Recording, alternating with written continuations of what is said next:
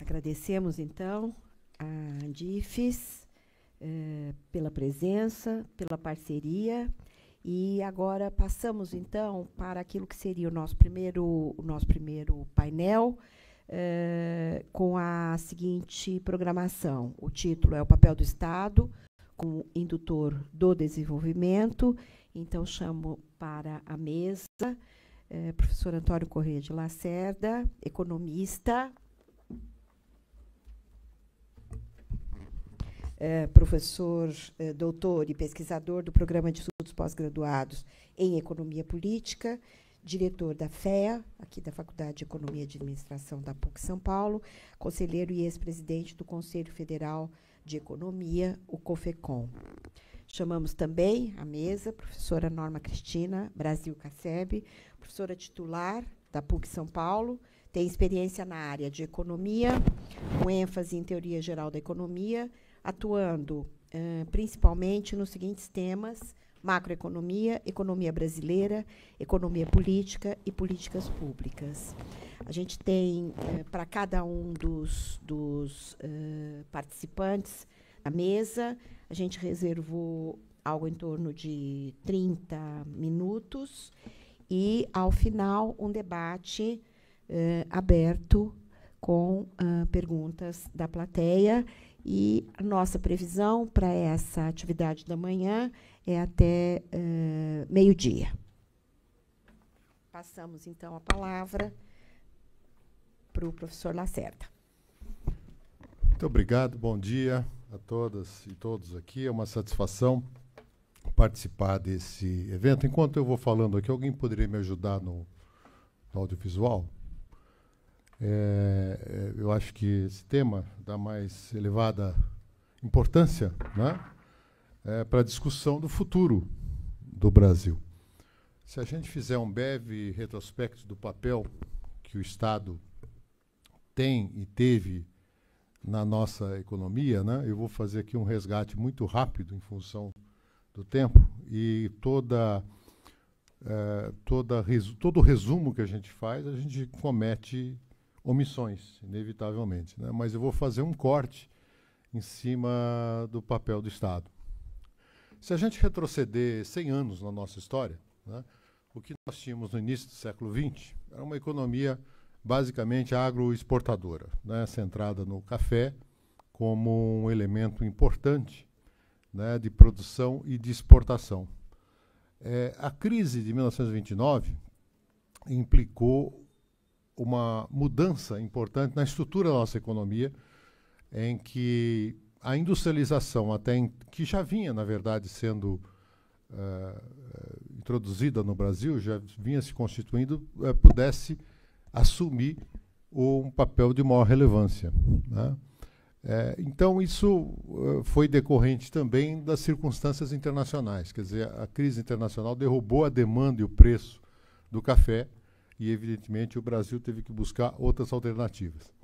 Esse papel do Estado no processo de industrialização ao longo do século XX foi crucial, né? Foi muito importante no seguinte sentido. Quer dizer, primeiro, o Estado, já no primeiro governo Vargas, assume um papel muito relevante de começar a introduzir, isso iria se consubstanciar nas décadas seguintes, numa indústria de base no Brasil, né? Siderurgia, petróleo, energia. E isso, ao longo das primeiras décadas pós-Revolução de 29, pós-crise de 29, melhor dizendo, e coincide com a Revolução de 30, mas que nesse ponto não é o aspecto mais relevante, e sim o papel representado pelo Estado. E o Estado teve um papel, primeiro, como agente econômico ao constituir a indústria de base, né? E depois, como articulador de um processo que costumamos chamar de um processo de substituição de importações. Então, na verdade, é o conjunto, né, de ações que foram tomadas e que foram muito bem sucedidas. Quer dizer, esse modelo, com a participação do Estado junto com as empresas privadas e as empresas internacionais, deram um desempenho bastante significativo para a nossa economia. né? E em algumas décadas apenas, 4, 5 décadas depois, o Brasil já estaria entre as 10 maiores economias, né, do mundo. Então isso teve um papel muito relevante para o salto que a economia brasileira deu, né? Contando com os bons ventos internacionais, também do chamado após Bretton Woods, né, 1944, onde se estabeleceu as bases da chamada Ordem Econômica Internacional, o Brasil também se beneficiaria dos 30 anos de ouro, né, do capitalismo mundial, e com base então no financiamento externo também conseguiu evoluir substancialmente do ponto de vista econômico. Nem preciso dizer que, evidentemente, isso não significa que a questão, os males desse processo também se fizeram presentes, né? Dentre eles, nós sabemos a enorme concentração de renda, né, e regional e de renda que a gente tem. O que eu devo escolher aqui?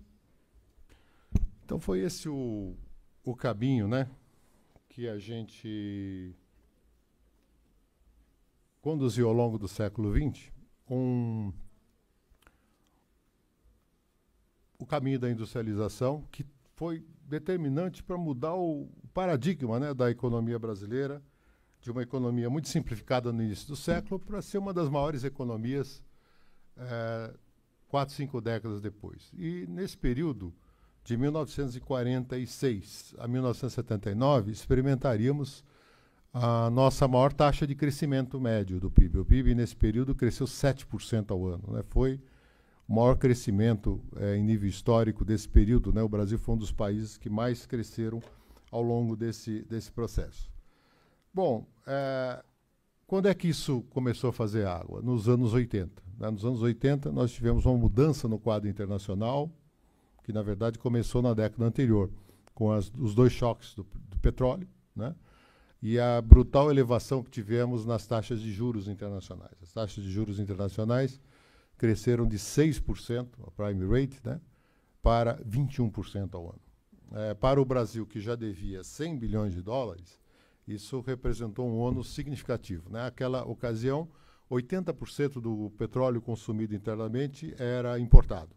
Então, isso, junto com a taxa de juros internacional, implicou o aumento da nossa vulnerabilidade externa, traduzida num déficit de conta corrente bastante expressivo e um elevado endividamento. Bem, a resposta aos anos de crise, nos anos 80, foi uma guinada neoliberal nos anos 90. Né? E isso não aconteceu só no Brasil, alguns outros países também adotaram uma visão neoliberal que tinha como um dos seus principais componentes reduzir ou minimizar ou desprezar o papel do Estado. O Estado seria muito mais um empecilho ao desenvolvimento do que efetivamente algo que pudesse conduzir o processo, né? E o Brasil vivenciou isso ao longo dos anos 90, com a privatização de uma forma bastante apressada, pessimamente conduzida, com uma abertura comercial e financeira totalmente mal planejada e mal executada, né? Com uma desregulamentação dos mercados, né? E isso passou a ser a tônica do governo Collor, né, com algum interregno no governo Itamar, no breve governo Itamar, e no governo Fernando Henrique Cardoso, nos dois mandatos, isso se intensificou, né? Não que, evidentemente, as respostas que a política econômica e o papel do Estado dessem no século XX pudessem representar os desafios da preparação para o século XXI, né? Mas a forma como foi conduzido no Brasil foi muito mal feita, né? Foi muito mal feita essa mudança de paradigma, né, do papel do Estado. Bom, o papel do Estado foi retomado no governo Lula, a partir de 2003, com algum protagonismo do Estado na condução das políticas públicas, na recuperação parcial da capacidade de investir do setor público, né? e com uma ênfase mais forte no papel da política industrial e também da política social. Esses são elementos que tornaram importante também, novamente, contando com um cenário internacional benigno, né, dessa vez pela emergência da China, né, cuja demanda elevou os preços das commodities exportáveis pelo Brasil, foi possível conciliar durante um breve interregno esse processo. Quando a China desacelerou o seu crescimento em 2011, 2012, né, e houve uma queda nos preços das commodities, novamente, né, o Brasil se viu às voltas com o problema da incapacidade de representar um modelo de crescimento que pudesse dar conta, né, de todas as demandas típicas de um Brasil continental, como somos, com profundas desigualdades regionais e de renda.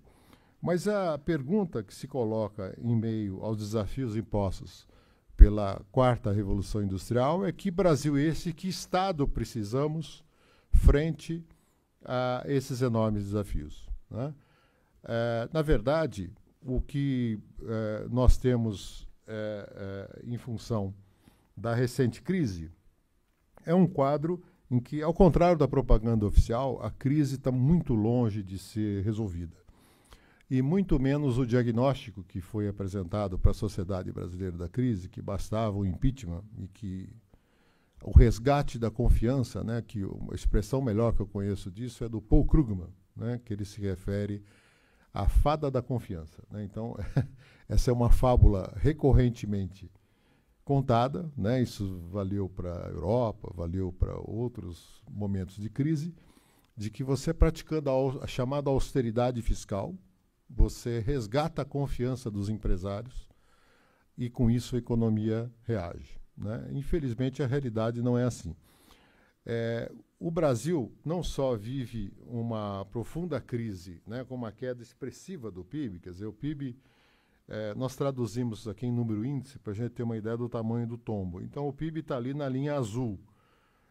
Então, vejam que em 2017 nós estamos 7 pontos abaixo do que em 2014. Assim como a indústria, né, a linha vermelha, nós estamos 9 pontos abaixo, né, do que em 2014. Mas o que mais chama atenção é a linha verde, que é a formação bruta de capital fixo ou os investimentos. São os investimentos realizados pelo Estado e pelo setor público, pelo setor privado, melhor dizendo. Aí o tombo é fantástico. Quer dizer, em 2013, nós atingimos um nível de 134, fechamos 2017 com 97. Ou seja, é um tombo de cerca de 30 pontos percentuais, né, 30% de queda no investimento, e que, portanto, significa que o grande motor da economia, impulsionador, que é o investimento, está longe de uma recuperação, né? Quando se fala em recuperação, os dados do primeiro trimestre, que vão sair brevemente, serão frustrantes do ponto de vista do investimento. Praticamente o investimento não se moveu, apesar de estar no seu nível mais baixo da história, principalmente no setor público, né? Então, nós temos a aplicação no Brasil do chamado tripé macroeconômico, esse sim que sobreviveu desde 99 e 2000, e cuja uma das pernas é exatamente o lado fiscal. E a pá de cal nesse processo, para mim, ocorreu em 2016, com a aprovação da emenda constitucional 95, que é a famosa emenda do teto dos gastos. Quer dizer, você congela por 20 anos os gastos públicos com base em um determinado ano, que foi 2016, para impedir a expansão do gasto. O problema é que você não discrimina que gastos são esses. E lá dentro estão os investimentos. A reação normal dos governantes no executivo é, diante da incapacidade de cortar gastos correntes, ele cortar investimento, que é o que é o mais fácil, né? Ele tem a caneta do investimento, então cortar investimento é o mais fácil e o mais trágico, né, do ponto de vista do futuro, porque você está eliminando infraestrutura, você tem políticas sociais importantes, absolutamente restritivas em função desse quadro de limitação de gastos. Então, pelo lado do Estado, como indutor do processo, você cria uma restrição permanente, né? Quase que se autoimpor uma incapacidade de utilização de políticas anticíclicas, de movimentar determinados setores.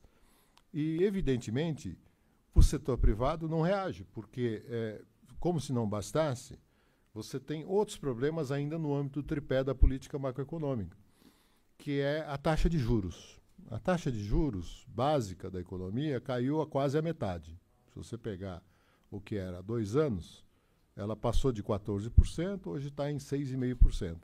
No entanto, o juro ao tomador final não só não caiu, como em muitos casos subiu. Então, você tem hoje um descasamento completo entre a necessidade de financiamento do setor público e o setor privado, melhor dizendo, e o setor público, e as fontes de financiamento, porque o setor público atrofiado pela emenda constitucional do teto. E o setor privado, não só pela baixa demanda, elevado desemprego, como já foi colocado aqui, mas também pelo elevado custo do financiamento. Se você não tiver crédito a custos compatíveis ao retorno esperado dos projetos ou da atividade produtiva, num país que pratica há anos a maior taxa de juros real do mundo para aplicações financeiras, você cria um convite ao rentismo. Quer dizer, na verdade, todos os recursos disponíveis na sociedade, ou a maior parte deles, seja das pessoas físicas, das empresas, são carreados para as aplicações financeiras, renda fixa, basicamente financiamento do Estado brasileiro, porque a rentabilidade esperada nesse tipo de aplicação é maior do que correr o risco e ter todo um trabalho de empreender, né?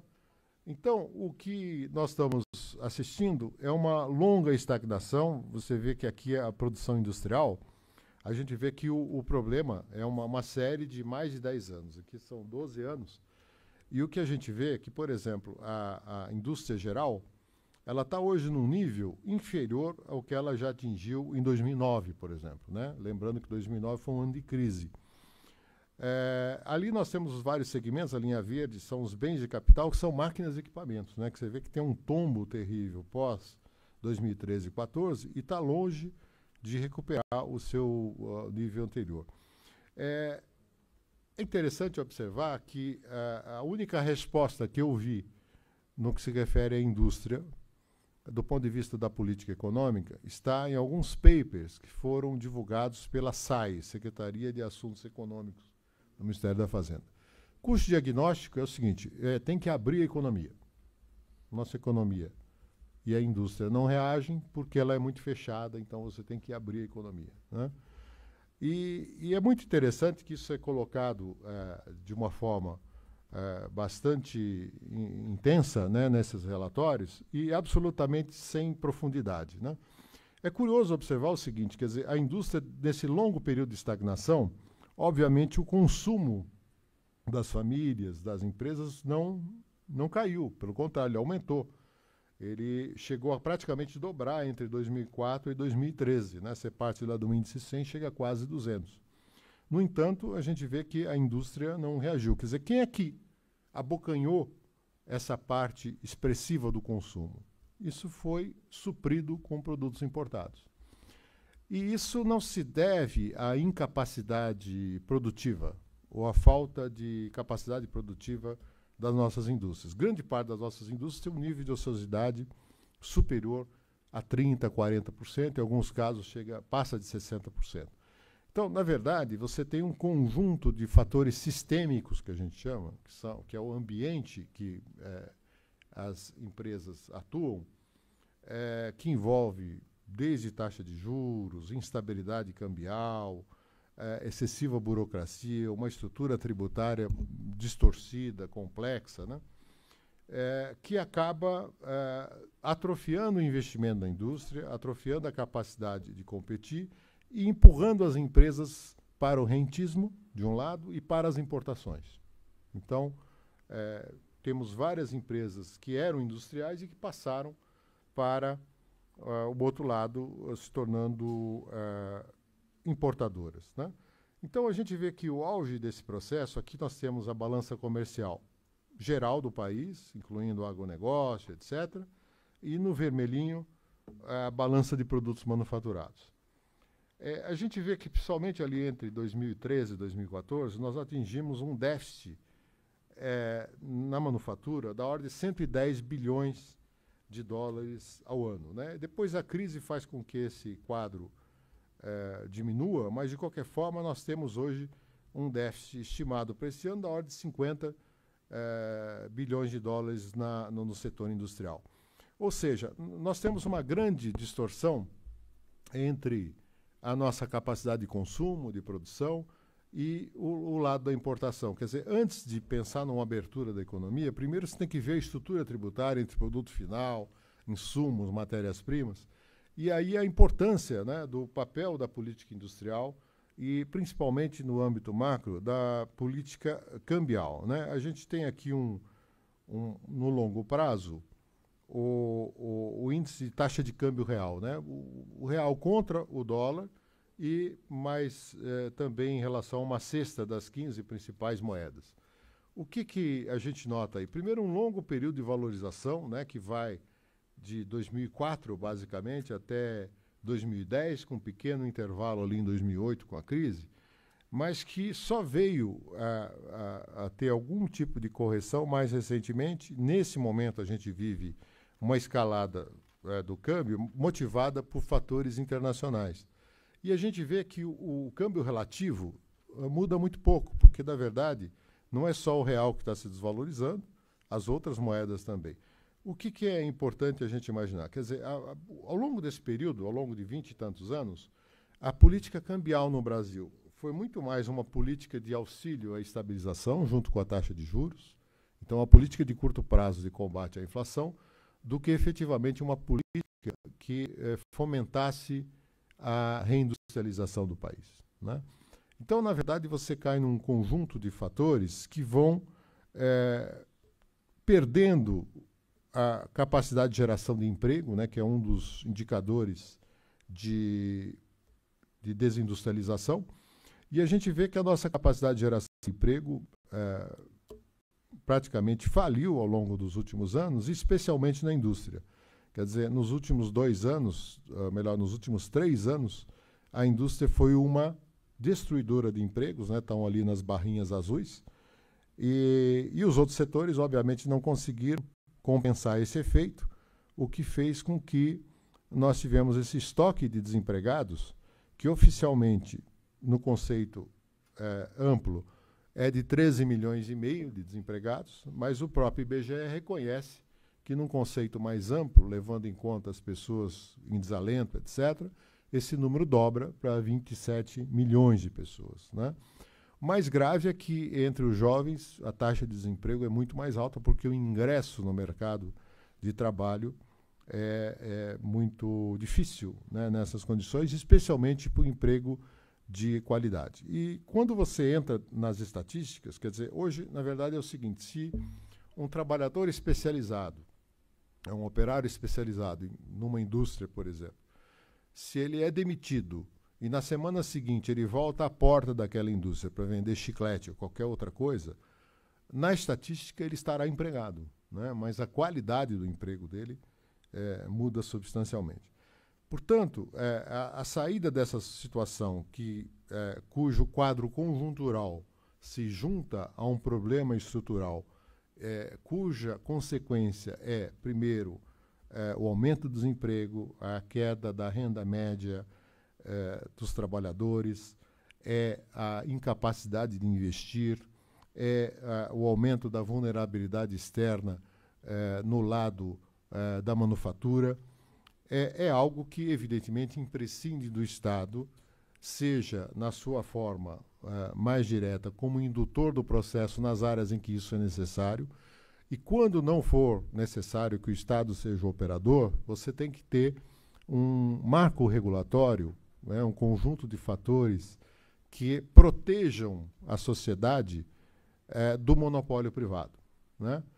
É muito curioso que travestidas em novidades, nós temos os mesmos personagens e ideias que há 20 anos faliram o Brasil, do ponto de vista das contas externas, se apresentando com uma nova roupagem e como se as suas ideias fossem novas. O que é importante, o que é trágico, né, na verdade, sem nenhuma autocrítica, né, sem qualquer revisão, né, dos erros cometidos e que nos custaram tanto, né, e se apresentando como novo, né. Isso está presente em várias das propostas colocadas, né, do centro à direita. Você tem uma repetição de personagens. Praticamente, se você pegar o mantra que eles reproduzem, né, é basicamente da mesma coisa. Muitos deles personagens, aliás, todos personagens da grande tragédia que foi as ideias neoliberais implantadas no Brasil, ou muitas vezes ideias que, na verdade, se traduziam não apenas num prejuízo para a maioria, para o país, mas também em formas de enriquecimento rápido, né? Esse é até um outro capítulo que passa ao longe, né, longe do debate e que, na verdade, por outro lado, mereceria um aspecto fundamental. Então, na verdade, o Brasil não precisa de menos Estado, ao contrário do senso comum. Ele precisa de mais Estado qualificado, né? Então, não dá para pensar em privatização, se é que você acha que a privatização é uma saída, sem que haja regulação para isso. Aliás, a nossa história já mostrou isso. Foi cometido um erro gravíssimo, por exemplo, na privatização no setor elétrico, né? Isso está aí para quem quiser estudar. Aliás, é um bom tema para quem quiser fazer uma pesquisa. Não dá para tratar a abertura da economia em cometer o mesmo erro passado, que é você fazer uma abertura assodada, sem repensar a estrutura das tarifas e sem propiciar um ambiente competitivo às empresas nacionais minimamente compatível com o ambiente internacional, né? E também não dá para fazer política industrial e políticas de competitividade, de uma forma geral, e achar que elas individualmente serão capazes de reverter o processo se você não tiver por trás disso um conjunto das políticas macroeconômicas favoráveis ao crescimento e desenvolvimento, ao investimento e não à especulação.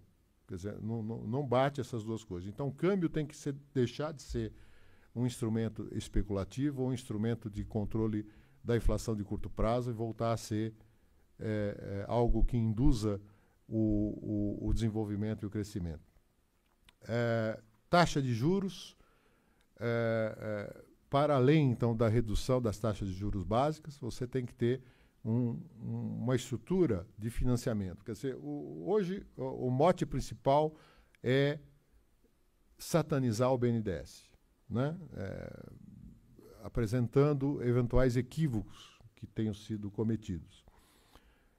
Pode ser que tenham sido cometidos equívocos. Agora, o que você não pode é tirar o BNDES e não colocar nada no lugar. Então, o que nós estamos assistindo é a incapacidade do BNDES atender a sua função básica, que seria prover financiamento à produção e investimento com taxas de juros minimamente compatíveis. Ah, mas o setor privado é que tem que exercer esse papel. Muito bem, só que no setor privado nós não temos essa alternativa. Não há hoje, dada a estrutura de financiamento da dívida pública e na capacidade que você tem de entrega dos produtos, algo que possa, no curto prazo, substituir o BNDES. Então, você fica no pior dos mundos, né? A situação só não é mais trágica porque, na verdade, não há demanda por financiamento. E por que não há demanda por financiamento? Porque o investimento se move na expectativa futura de aumento de demanda e de retorno do investimento, que não está em vista, a não ser em alguns setores muito específicos. Ou seja, nós estamos, por outro lado, num momento muito interessante em que uma mudança de governo, né, deveria colocar em discussão todos esses pontos, né? Infelizmente, isso não vai ocorrer por vários motivos. Primeiro, pela polarização do debate no âmbito político, que vai se restringir muito mais a acusações mútuas, né? do que efetivamente uma troca de ideias em cima do que interessa. E segundo, porque tende a prevalecer no debate político a resposta ao setor que mais tem poder, né, de formação de opinião e poder financeiro, que é exatamente o setor financeiro. Então, a agenda do setor financeiro, que é uma agenda extremamente pobre, né, e muitas vezes enviesada, tende a tomar conta das principais propostas, né? O que limita extremamente o debate, eu diria que praticamente interdita o debate. Eu acho que no auge depois que passar a Copa do Mundo e os 2 meses que terão de debate, né, o que a gente mais vai ver é candidato tentando se explicar para o setor financeiro, né? Infelizmente, é essa a pobreza do debate que a gente vive. Resta a nós, da universidade, nos setores comprometidos da sociedade, minimamente trazer de volta esse debate, porque, na verdade, nós não chegaremos a outro lugar, a um caminho do desenvolvimento, sem uma mudança profunda no papel do Estado, né, seja como indutor desse processo, seja como colaborador. Deixa eu fazer uma propaganda aqui. Nós lançamos há alguns meses esse livro, que é do nosso grupo de pesquisa sobre desenvolvimento e política econômica, e eu vou circular aí para vocês conhecerem. E é um livro coletivo, eu organizei, tem, entre outros autores, a professora Norma Cassebe, que vai falar daqui a pouco, e outros ex-alunos do nosso pós-graduação e professores que desenvolveram esse trabalho. Muito obrigado.